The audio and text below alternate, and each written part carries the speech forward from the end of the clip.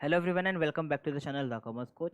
आज हम लोग इस चैप्टर को ख़त्म कर देंगे। रॉयल्टी अकाउंट्स सारी इलस्ट्रेशन आज कवर हो जाने वाली हैं क्योंकि इसके अंदर इलस्ट्रेशन है अपने पास इलस्ट्रेशन नंबर 5 तक। तो इलस्ट्रेशन नंबर 5 हमारा आज का टारगेट है और इलस्ट्रेशन नंबर 5 कंप्लीट करते ही ये चैप्टर ख़त्म हो जाएगा। छोटा सा चैप्टर है और इस चैप्टर में इंपॉर्टेंस काफ़ी है। ये एग्जामिनेशन में ज़्यादातर पूछा जाता है, तो आपको ये चैप्टर अच्छे से आना चाहिए। इलस्ट्रेशन नंबर 5 में देखो क्या लिखा हुआ है। A fire occurred in the office premises of लेजी। तो इलस्ट्रेशन नंबर 4 की तरह ही this is also indirect illustration. ये भी क्या है, एक इनडायरेक्ट इलस्ट्रेशन है। कैसे? इसके अंदर जो डेटा गिवन है आपको वो क्या है, मिसिंग है। डेटा क्या है, मिसिंग है। मिसिंग का मतलब क्या है कि डेटा डायरेक्टली नहीं गिवन आपको। मिसिंग मतलब, मिसिंग छोड़ दो आप, इसका मतलब प्रॉपर वर्ड रहेगा हिडन है। ठीक है, मिसिंग भी है एक तरीके से क्योंकि हमको उसे फाइंड करना पड़ेगा, और हिडन भी है एक तरीके से क्योंकि वो है यहीं पे लेकिन हम उसे फाइंड करेंगे बस। तो आप मिसिंग या हिडन कुछ भी बोल सकते हैं, but most appropriate word is hidden. तो क्या हुआ, 31 तारीख 2012 को ऑफिस प्रीमाइसेस में आग लग गई, जिसकी वजह से ज़्यादातर most of the books and records जल गए। लेकिन कुछ इन्फॉर्मेशन जो बाकी बचे हुए रिकॉर्ड्स थे उनसे निकाली जा सकती है, और जो आपके सामने नीचे गिवन है। तो देखो 9-10 में 4,000 रुपये शॉर्ट वर्किंग रिकवर्ड की बात करिए। क्या बात करिए? रिकवर्ड की। ऐसी इलस्ट्रेशन नंबर 4 में भी था, आपने ध्यान दिया हो ऊपर। तो हम लोगों को इलस्ट्रेशन नंबर 4 में भी ऐसी चीज़ें गिवन थी जहाँ पे शॉर्ट वर्किंग रिकवर्ड हमको ऑलरेडी ऊपर गिवन थी, तो हम लोगों ने उसमें भी चीज़ें मिसिंग थी जो वो निकाली। तो इलस्ट्रेशन नंबर 4 की तरह ये भाई साहब कुछ ज़्यादा अलग इसमें नहीं होने वाली हैं चीज़ें। देखो 9-10 में क्या रहा यहाँ पे, 9-10 में क्या है यहाँ पे चीज़ें कि 4,000 रुपये है। ठीक है, रिकवर्ड हुए हैं toward short working which arise in 6 से 7। तो जो 6 से 7 में शॉर्ट वर्किंग हुई थी, शॉर्ट वर्किंग हुई थी, अकर हुई थी, जो शॉर्ट वर्किंग जो अकर हुई थी कब, 6 से 7 में, उसको रिकवर करा गया कब, 9 से 10 में। और वो कितने रुपए है, 4,000 रुपीज़ है। ठीक है, 4,000 है। इसके बाद 10 से 11 की इंफॉर्मेशन दी हुई है। 8,000 रुपये रिकवर हुए हैं, जिसमें से 1,000 रुपये हैं 7 से 8 के। तो इस 8,000 की रिकवरी हुई है। इस 8,000 में से ये किस साल में रिकवरी हुई है, 10 से 11 में। और इसमें से 1,000 रुपीज़ जो है रिलेट करते हैं 7 से 8 के। ठीक है, इन्फॉर्मेशन थोड़ी सी कंफ्यूजिंग हो सकती है बट कोई नहीं, धीरे धीरे सब चीज़ एकदम क्लियर हो जाएगी। 11 से 12 में शॉर्ट वर्किंग रिकवर हुई 2,000 रुपये की। इसके बाद शॉर्ट वर्किंग लैब्स कितनी है, 3,000, 3,600, 2,000 रिस्पेक्टिवली सालों की। इसके बाद a sum of 50,000 was paid to the landlord in 8-9। 8-9 में, 8-9 कहाँ है, देखो 8-9, 8-9 एक ऐसा साल है जिसके बारे में ना यहाँ कोई इन्फॉर्मेशन है और यहाँ पे इन्फॉर्मेशन एक लैब्स की है बस। तो 50,000 रुपये हमने उस साल में पे करा था। The agreement royalty contains clause of minimum rent payable for the fix amount, minimum rent payable for a fix amount and the recoupment of short working with in 3 years. तो 3 साल के अंदर अंदर ही उसकी रिकपमेंट हो सकती है और मिनिमम रेंट का भी क्लॉज है। ठीक है जी। Information as regard payment to landlord subsequent to is not really available. तो इसके पहले की पेमेंट की कोई भी इन्फॉर्मेशन अवेलेबल नहीं है। 8-9 में 50,000 की पेमेंट हुई है। Show the short working account and royalty account in the books of लेजी। तो देखो कैसे करना है इसको। सबसे पहले आपको मिसिंग इन्फॉर्मेशन निकालनी है। एनालिसिस ऑफ पेमेंट का वर्किंग नोट बना के आप ये काम कर सकते हैं। जैसे कि 7 से 8 यहाँ पे है। अब ये 7 से 8 रुपये का कैरी फॉरवर्ड बैलेंस कहाँ से आया, 11,600। अभी इसके लिए रुको, अभी इन्फॉर्मेशन कहाँ से अवेलेबल है आपके पास। इन्फॉर्मेशन आपके पास जहाँ से अवेलेबल है आप वहाँ से शुरू करेंगे। तो आपने अवेलेबल 2008 से 9 की है ना, 50,000 आपने पे करा था, 2008 से 9 की इन्फॉर्मेशन अवेलेबल है। तो देखो इसको कैसे कर सकते हैं हम लोग। 8 से 9 में क्या हुआ, मिनिमम रेंट 50,000 रुपये है, royalty 39,000, actual payment 50,000, occurred 11,000, labs 3,000 और 19,600 का कैरी फॉरवर्ड। अब मुझे पता कैसे चला कि रेंट जो है मिनिमम वो 50,000 रुपये है। क्या जो क्वेश्चन में गिवन रहेगा हमेशा वही मिनिमम रेंट रहेगा? तो ऐसा नहीं है। मिनिमम रेंट आपको निकालना पड़ेगा। मिनिमम रेंट मैं कैसे निकाल सकता हूँ, अगर मेरे पास एक्चुअल पेमेंट हो, सपोज करो कि अमाउंट अभी यहाँ पे नहीं है। ठीक है, ये नहीं है और रॉयल्टी का भी अमाउंट नहीं है यहाँ पे, खाली यही अमाउंट है मेरे पास 50,000। क्वेश्चन में जो गिवन है मेरे पास क्या है, 50,000 गिवन है। देखो क्वेश्चन को एक बार जरा, क्वेश्चन में 50,000 रुपये की पेमेंट गिवन है और क्वेश्चन में ये भी गिवन है कि शॉर्ट वर्किंग लैब्स कितनी हो गई, 3,000 रुपये की लैब्स हो चुकी है शॉर्ट वर्किंग। तो 50,000 रुपये मैंने सबसे पहले लिखा यहाँ पे और मैंने लैब्स लिख दिया यहाँ पे। ठीक है, कितनी बात समझ में आई? 50,000 मैंने एक्चुअल पेमेंट लिखा और यहाँ पे 3,000 लैप्स लिखा। ठीक है, तो अभी टोटल कितना हो गया? 53,000 रुपये हो गया, 53,000, क्योंकि 50,000 रुपये की ही मिनिमम रेंट बनता था और 50,000 की मैंने पेमेंट कर दिया। लैब्स कितना होगा शॉर्ट वर्किंग? 3,000। अभी लैब्स जो हुआ है 3,000, ये पीछे 3 सालों का रहा होगा, 3 ईयर्स पीछे रहा होगा, है ना? बिल्कुल ठीक है, पीछे 3 साल का रहा होगा। अभी देखो यहाँ पे मेरे पास जो दो अमाउंट मैंने डाले 50,000 और 3,000, लैब्स हो गया 50,000, मतलब सॉरी 50,000 की मैंने एक्चुअल पेमेंट करी है, 3,000 लैब्स हो गया। अभी देखो क्या और इन्फॉर्मेशन मेरे पास कुछ गिवन है क्या यहाँ पे? तो मैंने 50,000 की पेमेंट करी थी, बाकी इसके अंदर शॉर्ट वर्किंग लैब्स यहाँ पे दे रखा है मुझे, और यहाँ पे देख सकते हो आप 1,000 रुपये की शॉर्ट वर्किंग 7-8 की है। ठीक है जी, जो 8,010-11 में हुआ है, लेकिन हमारा साल कौन सा चल रहा है? 7-8 की, यहाँ पे 7-8 ऊपर वाले इन्फॉर्मेशन है, तो ये 8 से 9 वाली इन्फॉर्मेशन में 50,000 और मैंने 3,000 डाल दिया। तो अभी आपको पता कैसे चलेगा कि इस साल में 11,000 की अकर हुई शॉर्ट वर्किंग? पता कैसे चलने वाला है, और पता कैसे चलेगा कि रॉयल्टी इस साल की 39,000 है? तो इसलिए यहाँ पे हम देखेंगे इस टेबल के साथ साथ एनालिसिस ऑफ पेमेंट के साथ साथ एनालिसिस ऑफ रॉयल्टी पेबल भी करेंगे। तो अभी देखो आपने सबसे पहले क्या डालना है, जो इन्फॉर्मेशन अवेलेबिलिटी डाल दिया 50,000 और 3,000। इसके बाद रॉयल्टी पेबल कितनी होती है? Minimum rent minus short working, right? तो इसके लिए आपको 11,000 का अमाउंट पहले चाहिए। जब आपके पास 11,000 का अमाउंट होगा जब भी तो आप ये निकाल पाएंगे। तो इसके लिए भी हम लोग एक स्टेटमेंट जो है वो बना सकते हैं और ये भी निकाल सकते हैं कि 11,000 रुपये कैसे आया। ठीक है जी, तो 11,000 रुपये कैसे आया निकालने के लिए यहाँ पे आप लिखेंगे ये 6th पॉइंट, पहले 11,000 निकालेंगे, उसके बाद ही आपको पता चलेगा कि आपका रॉयल्टी पेबल कितना था। तो देखो short working can be recovered with in next 3 years, ये बात समझ में आती है? हाँ। Total short working adjusted in 11-12 4,000। 4,000 जो एडजस्ट हुई है 11-12 में, वो किससे रिलेट होगी? 8-9 से, मतलब 3 साल पहले। तो 8-9 से मतलब रिलेट हुई होगी ये 4,000 की। Again out of 8,000 recouped in 10-11, 1,000 related to 7-8, तो मतलब 4,000 यहाँ से आया 7-8 8-9 का, और 1,000 रुपये 7-8 का गया। Balance 7,000 was related to 8-9। अभी देखो क्या हुआ यहाँ पे, यहाँ पे क्या हुआ कि पहले तो आपने 4,000 को पता ही चल गया आपको सीधा सीधा कि ये किससे रिलेट करते हैं? 8-9 से। ठीक है, इसके बाद क्योंकि 3 साल पहले की होगी और अभी एडजस्ट कौन से साल में हुई है? ये एडजस्ट कौन से साल में हुई है? 11-12 में, तो ये 3 साल पहले की रही होगी 8-9 की। तो ये 4,000 रुपये 8-9 की आ गई। इसके बाद 8,000 रुपये जो रिकअप हुई है उसमें से 1,000 रुपये 7-8 की है, तो बाकी के बचे हुए 7,000 कहाँ के हुए? 8-9 के हुए। तो आपने 8-9 की टोटल शॉर्ट वर्किंग निकाल ली, कितनी हो गई? 11,000 रुपये। अभी आपके पास 11,000 रुपये ये आ गया। अभी आपको देखो तीनों साथ साथ लेके चलना है, तीनों स्टेटमेंट को, मतलब वर्किंग नोट स्टेटमेंट को साथ साथ लेके चलना है। मतलब सबसे पहले आपको ये टेबल बनानी है, उसके साथ साथ रियलिटी एनालिसिस भी बनाना है, और उसके साथ साथ एक्सप्लेनेशन भी लिखनी है। ये एक्सप्लेनेशन नंबरिंग आप चेंज कर सकते हैं, सबसे पहले भी लिख सकते हैं। तो 11,000 रुपये आ गया अकड़। अगर मैंने 50,000 की पेमेंट करी है, उसमें से शॉर्ट वर्किंग 11,000 रुपये की है, तो रॉयल्टी पेबल कितनी हुई? 39,000 की। इन दोनों को माइनस कर देंगे तो 39,000 आ जाएगा। ठीक है, इतना समझ में आया? अभी कैरी फॉरवर्ड छोड़ दो, अभी कैरी फॉरवर्ड आप छोड़ सकते हैं। तो इतना हो गया। मैं 11,600 भी निकलवा सकता हूँ अभी आपको, लेकिन अभी हम लोग 8-9 से शुरुआत कर रहे हैं, तो उसको छोड़ देते हैं कैरी फॉरवर्ड वाले कॉलम को, मैं आपको लास्ट में समझाऊंगा। इसके बाद जब मुझे पता चल गया कि मिनिमम रेंट 50,000 है, तो हर साल यही 50,000 ही आने वाला है यहाँ पे।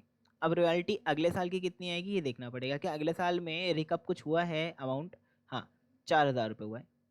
9-10 में कितना रिकअप हुआ है? 4,000 रुपये। देखो ये हमको क्वेश्चन से इंफॉर्मेशन मिल जाएगी कि 9-10 में रिकअप कितना हुआ है? 4,000। तो अगर 4,000 रिकअप हुआ है तो एक्चुअल पेमेंट 50 की और रॉयल्टी कितने की बनी होगी? 54 की, जिसमें से हमने 4,000 रिकअप कर लिया, तो इतना अमाउंट आ गया। इसके बाद 8,000 और 2,000, तो यहाँ पे कुछ ऐसा इंफॉर्मेशन 8,000 और 2,000 वाली कुछ ऐसी अलग नहीं है इंफॉर्मेशन, ये क्वेश्चन में गिवन है। ठीक है, क्वेश्चन में ही गिवन है, तो कुछ अलग नहीं है यहाँ पे। 58,000 और 52,000 आ गया। एक्चुअल पेमेंट 50 की आपकी जा रही है क्योंकि आपके 50,000 ही मिनिमम रेंट है, तो मिनिमम रेंट से कम की पेमेंट नहीं हो सकती इसलिए। ठीक है, लैब्स की इन्फॉर्मेशन भी आपको एज इट इज दे रखी है 3600 और 2,000। देखो क्वेश्चन में दे रखी है 3600 और 2,000 भी, 3600 और 2,000, तो हमने उसको डायरेक्टली डाल दिया। यहाँ तक की चीज़ें आपको समझ में आ गई होंगी, पूरी मैंने टेबल आपको समझा दी। अब यहाँ पे नीचे क्या है? रॉयल्टी 54,000 की, यहाँ 58 और 52, ये तो आपने पूरा पूरा अमाउंट यहीं से डालना है। ठीक है, इसके बाद अब कैरी फॉरवर्ड वाला अमाउंट कैसे निकालना है ये मैं आपको बताता हूँ। कैरी फॉरवर्ड वाला अमाउंट जो 11,600 है, सबसे पहले आपके पास में अगर 11,600 वाला अमाउंट आ गया ना, ये 11,600 वाला अमाउंट, तो बाकी का अमाउंट अपने आप निकाल लेंगे। देखिए 11,600 कैसे आएगा, तो 11,600 हम लोग सबसे पहले देखेंगे कि कैसे है। देखो opening balance of short working 7-8 का is equal to closing balance plus amount recoup plus amount lapse minus amount of short working accrued. तो बेसिकली आपको ये फॉर्मूला याद रखना है, 19,600 प्लस 3,000 माइनस 11,000। सर 19,600 कहाँ से आया, देखो मैं आपको बताता हूँ 19,600 कहाँ से आया। 19,600 तो ये यहाँ पे था कैरी फॉरवर्ड वाला अमाउंट, ये 19,600 कहाँ से आया अभी देखो। ये आप कैसे कैसे निकालेंगे, ये सब इन्हीं नोट्स में ही मिलेगा। तो हम लोग नोट नंबर 1 से पढ़ना शुरू करते हैं। देखो 8-9 में 50,000 was paid, there was no recoupment, 50,000 वादा payment for the minimum rent. ठीक है, क्योंकि 8-9 में कोई रिकपमेंट नहीं था, इसलिए 50,000 को हमने क्या मान लिया, मिनिमम रेंट मान लिया। ठीक है, in 11-12 short working recouped plus short working lapse 2,000 plus 2,000 4,000, this has to be posted amount carry forward. ठीक है, अब देखो आंसर में हम लोगों ने यहाँ पे लिखा होगा ए और बी, ये यहाँ से शुरू करा। सबसे पहले मेरे पास 4,000 आया, सबसे पहले क्या आया मेरे पास 4,000, ये नीचे से स्टार्ट हुआ। मैंने इसलिए बोला था कैरी फॉरवर्ड वाला कॉलम मैं लास्ट में समझाऊंगा। देखो क्या हुआ कि 11-12 में जो शॉर्ट वर्किंग लैब्स हुई हैं 2,000 प्लस 2,000 की, और जो रिकअप हुई है 2,000 की, और लैब्स हुई है 2,000 की, उन दोनों को मिला के 4,000 हो गया। अब ये 4,000 क्या होगा, कैरी फॉरवर्ड होगा। मैंने यहाँ पे लिख दिया 4,000, दिख रहा होगा आपको, ये यहाँ पे कैरी फॉरवर्ड हो गया 4,000। ठीक है, इसके बाद 8,000 has been recouped, so the closing balance of preceding year was 4,000 plus 8,000। जब इस साल अगर 8,000 रिकअप हुआ है प्लस अगर मैं इसमें कर दूँ 4,000 पिछले साल का बैलेंस, तो कैरी फॉरवर्ड आ जाएगा कि अभी हम लोग उल्टा चल रहे हैं। देखो मतलब अगर मैं ऊपर से नीचे की तरफ आता तो मैं माइनस करता, लेकिन अगर मैं नीचे से ऊपर की तरफ जा रहा हूँ तो मैं ऐड करूँगा। इसलिए 4,000 में मैं उस साल का ऐड कर दूँ 8,000, तो बैलेंस कितना रहा होगा 12,000। अब इस 12,000 में देखो इस साल 9-10 में शॉर्ट वर्किंग एडजस्टेड कितना हुआ, amount recouped plus amount lapse 4,000 plus 3,600 तो 7,600। अब इस 7,600 को आपको किस में जोड़ देना है, 12,000 में। आगे नीचे से आप जोड़ते हुए चलेंगे, तो आप 12,000 में जोड़ेंगे तो आपका 19,600 आ जाएगा। अब आप 19,600 तक आ गए, राइट। 19,600 तक आने के बाद अब आपके पास में लास्ट बैलेंस बचा हुआ है जो कि ओपनिंग बैलेंस है। तो ओपनिंग बैलेंस कैसे निकालेंगे, बहुत सिंपल है, 19,600 प्लस 3,000 माइनस 11,000। तो आपको क्या करना है, इस 19,600 में इस 3,000 और इस 11,000 को एडजस्ट कर देना है, सिंपल। अभी देखो 19,600 में अगर मैं 3,000 जोड़ दूँ और 11,000 घटा दूँ तो मेरा काम हो जाएगा। ऐसे ही आप इस टेबल से सारी चीज़ें कर सकते हैं। कैसे, देखो आपको क्या करना है, मैं दूसरे कलर के पेन का ही उपयोग करता हूँ। 4,000 plus 8,000 12,000, 12,000 plus 3,600 minus 4,000 19,600, 19,600 plus 3,000 minus 11,000 11,600। इसको और नीट प्रेजेंटेशन में करने के लिए मैं सारी चीज़ें पहले इरेज करता हूँ, फिर आपको समझाता हूँ कि आप इस टेबल के थ्रू ये चीज़ें कैसे निकाल सकते हैं। देखो अभी देखो शॉर्टकट से मैं समझाता हूँ, लेकिन स्टेटमेंट लिखनी कैसे ये भी तो आपको आनी चाहिए थी, इसलिए मैंने आपको स्टेटमेंट भी समझा दी। अभी मैं आपको समझाता हूँ इसको शॉर्ट तरीके से कैसे निकालते हैं। देखो आपके पास मैंने बोला था कैरी फॉरवर्ड छोड़ दो, छोड़ दिया आपने। अभी आपको क्या करना है, सबसे पहले लास्ट वाला कैरी फॉरवर्ड निकालना है। लास्ट वाला कैसे निकालेंगे, इन दोनों को जोड़ा तो ये यहाँ पे आया 4,000। अब इस 4,000 में आपको इस कॉलम को जोड़ना है। मतलब अगर कैरी फॉरवर्ड में फॉर्मूला क्या बनेगा, देखो फॉर्मूला बनेगा कैरी फॉरवर्ड प्लस रिकअप माइनस अकट, ये फॉर्मूला है हमारा। ठीक है, ये फॉर्मूला आपको याद रखना है, ये फॉर्मूला आपको याद रखना है। अभी देखो 2,000 2,000 4,000, 4,000 में मैंने 8,000 जोड़ा तो इधर आया 12,000। अब 12,000 में आपको रिकअप वाला जोड़ना है। तो मैंने क्या बताया आपको कि यहाँ पे आपका ये 12,000 प्लस 3,600, एक सेकंड रुक जाए, फॉर्मूला नीचे वाले के लिए था। ठीक है, फॉर्मूला नीचे वाले के लिए था, ये नीचे वाले में, इधर में फॉर्मूला चेंज होगा क्योंकि इधर लैप्स भी है, नीचे लैप्स नहीं था। तो आप 12,000 में 3,600 जोड़ेंगे। ठीक है, 12,000 में 3,600 जोड़ेंगे और 4,000 घटाएंगे, जैसे कि नीचे हुआ है। देखें हम अपना 12,000 वाला पॉइंट था, तो 12,000 वाले पॉइंट में हमने कैसे करा था काम, देखो यहाँ पे आप देख सकते हैं 12,000 ये रहा, ये 12,000 वाला पॉइंट था। अब इसके बाद वाला पॉइंट आपने 12,000 प्लस 7,600 करा था, जिसमें से 19,600 निकला था। तो आप क्या करेंगे, यहाँ पे आप 12,000 में इन दोनों को जोड़ेंगे। इस वाले कॉलम को आपको माइनस करना है, अकड़ वाले कॉलम को माइनस करना है, रिकअप और लैप्स को प्लस करना है। तो बेसिकली फॉर्मूला मैं दोबारा से अगर चेंज करके बनाऊँ तो carry forward plus recouped plus lapse minus accrued, ये फॉर्मूला आपका फाइनल फॉर्मूला है। ठीक है, अब जहाँ जहाँ लैप्स नहीं है वहाँ वहाँ आपको छोड़ देना है। तो 12,000 में आप इन दोनों को जोड़ेंगे तो 19,600 आ जाएगा। अब 19,600 में 3,000 को जोड़ेंगे और 11,000 को माइनस करेंगे, ये बात याद रखना, लास्ट में प्लस मत कर देना, इन दोनों को ना गलत हो जाएगा। तो इसको आप जोड़ेंगे और इसको घटाएंगे क्योंकि अकड़ माइनस होगा। अभी देखो अकड़ इनमें से कहीं आया ही नहीं तो इसलिए माइनस भी नहीं हुआ, अभी है तो करेंगे, फिर इसके बाद आपका 11,600 आ जाएगा। तो ये शॉर्टकट है जिससे आप निकाल सकते हैं। सारी इन्फॉर्मेशन निकालने के बाद अब आप in the books of royalty account बना सकते हैं। पेमेंट बहुत सिंपल है, शॉर्ट वर्किंग अकाउंट भी बना सकते हैं, बहुत सिंपल है, ठीक है, क्योंकि ये हम लोग पहले भी कर चुके हैं, इसलिए मैं इसको दोबारा से एक्सप्लेनेशन देने की ज़रूरत नहीं समझता यहाँ पे, क्योंकि देखो सारे स्टेटमेंट के ही नंबर थे इस क्वेश्चन में। अगर आपने स्टेटमेंट सही बना ली ये वाली, ये अब बहुत सारे बच्चे बोलते हैं कि सर जैसे रॉयल्टी अकाउंट है उसमें हमें ये वाला फॉर्मेट ना समझ नहीं आता, तो भाई ये फॉर्मेट ही बेस्ट फॉर्मेट है। इससे अल्टरनेटिव फॉर्मेट को ऐसा बनाओगे तो वो दिक्कत देगा आपको, क्योंकि वो सब क्वेश्चन में अप्लाई नहीं होगा। तो फिर क्वेश्चन जब आप एक ही तरीके से करेंगे सारे तो ज़्यादा बेटर रहेगा। अगर आप अलग अलग तरीके से अलग अलग क्वेश्चंस को करने लग गए तो ये चैप्टर बहुत बड़ा हो जाएगा। तो इसलिए मैं चाहूँगा कि आप यही पैटर्न याद रखें, यहाँ पे ईयर, मिनिमम रेंट, रॉयल्टी और एक्चुअल पेमेंट साथ में है, फिर शॉर्ट वर्किंग का एक बड़ा सा कॉलम है, उसके अंदर सब कॉलम्स हैं, अकर्ड, रिकप्ड, लैप्स और कैरी फॉरवर्ड, ठीक है। एक पेमेंट का भी कॉलम बन सकता है यहाँ पे, ये रहा एक्चुअल पेमेंट का वैसे है कॉलम, कोई प्रॉब्लम नहीं है उसके साथ। फिर अब देखो यहाँ पे क्या है, रॉयल्टी अकाउंट है, लैंडलॉर्ड को 39,000 देन 54 जितनी आपकी एक्चुअल पेमेंट है वो सब आ गया यहाँ पे।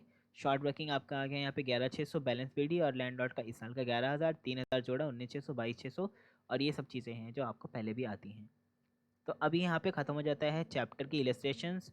और चैप्टर की एक्सरसाइज में कितने क्वेश्चन है, 1 2, ओके 2 ही क्वेश्चन है। तो मुझे भरोसा है कि आप ये 2 क्वेश्चन भी बहुत आराम से कर लेंगे, कुछ बहुत बड़ी बात नहीं। जितने टफ क्वेश्चन हो सकते थे इतने टफ तो नहीं है जितने हमने करे हैं अभी, ये क्वेश्चंस काफ़ी इजी हैं। तो मैं चाहूँगा कि रॉयल्टी जो एक इम्पॉर्टेंट चैप्टर है आपका उसको आप अच्छे से करें। इलस्ट्रेशन मैंने आपको सारी करा दी है 5 के 5 अब, ठीक है। अभी इस चैप्टर में कुछ बचता नहीं है, अब हम लोगों को देखना है कि हम अपना चैप्टर अगला करेंगे कौन सा। तो चलो मैं आपको चैप्टर दिखा देता हूँ हम लोग कौन सा करने वाले हैं अब। लेट अस सी कि अब चैप्टर हम लोग करेंगे कौन सा। चलिए देखते हैं। तो अभी हम लोग चैप्टर देखने जा रहे हैं जी। चलिए यहाँ पे सिलेबस में आ जाते हैं। सिलेबस में देखो कौन सा चैप्टर अभी करना है। इसमें सब फंडामेंटल ऑफ अकाउंटिंग मैंने आपको बता दिया, सब चीज़ की क्या क्या हो रखा है, मैं दोबारा बार तो बताऊंगा नहीं इस चीज़ को। अब हमारे पास ब्रांच एंड डिपार्टमेंटल अकाउंट है, जिससे क्वेश्चन आता भी है और बेसिकली रेयर ही एक चैप्टर है। जब मैं भी अपने एग्ज़ाम देने गया था तो मैंने भी इसको इतना ध्यान दिया नहीं था, बट मैंने करा ज़रूर था। तो अभी अपने सिलेबस में बचा क्या है, तो हम लोग पहले एएस कंप्लीट करेंगे। एएस कंप्लीट करते हैं पहले, एएस 9 कंप्लीट करके एएस 10 कंप्लीट करने के बाद हम लोग उस पर वापस जाएंगे, ठीक है।